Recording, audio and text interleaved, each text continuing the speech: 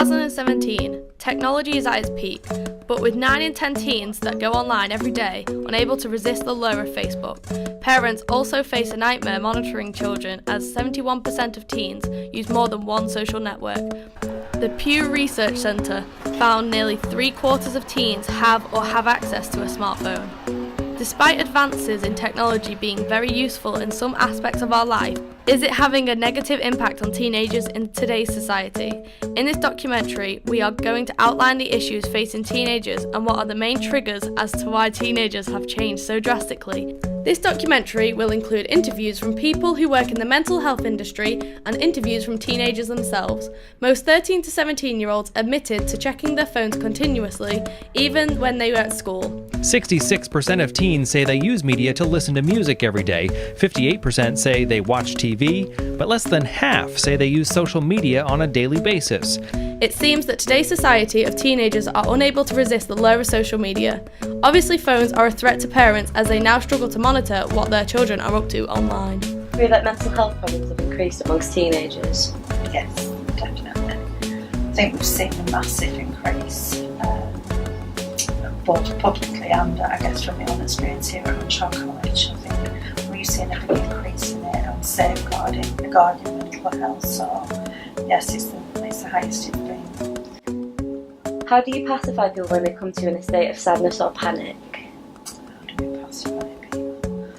I guess we've got techniques. Our training gives us some techniques to use, so the breathing exercises, or we're teaching people how to manage it really, because I think the more you empower somebody, the better they are at managing it. But we certainly would sit with them and teach them some of them techniques and self-soothing that they can do for themselves to bring that down. Do you feel as if you have a duty of care for the students and their individual cases? Yes, yeah. As a member of staff, we have a duty of care, but certainly within our role as counsellors, I think we have a duty of care to keep people safe. And we have things in place that enable us to do that and make sure if they're kind of breaking down or are in a really bad place, we have different resources that we pull from, the A&E department and the mental health teams. So we have a lot of contacts outside of here, as well as what we have pretty much. You can't tell your kid you can only have 2 hours of screen time. Rhode Island Hospital offers a few suggestions online to keep your kids active. They say basically your kids mimic your behavior, so the less screen time you have, the less they will likely have. They also suggest designating some together time as a family that doesn't involve a screen. Do you believe social media impacts students and what they choose to do with their time and their mental state? I think it's changed things, social media, and I know it has its place and there's some real benefits from it, but I think equally, for an instance, if we look at bullying now, I think bullying is on a different scale now because it's 24/7, it's not in the playground, so I think, yes, I do think it's got its good points, but it certainly has contributed, I guess, to people's mental health. Do you see a lot of cyberbullying cases as a counsellor? We're seeing more, I would say. I think people are coming forward with the cyberbullying because I think they kind of kept it amongst themselves and age group, but I think now the extent of it really, people are having to speak up about it now, so yeah, we are seeing more. What do you normally do at weekends? I work and just watch TV.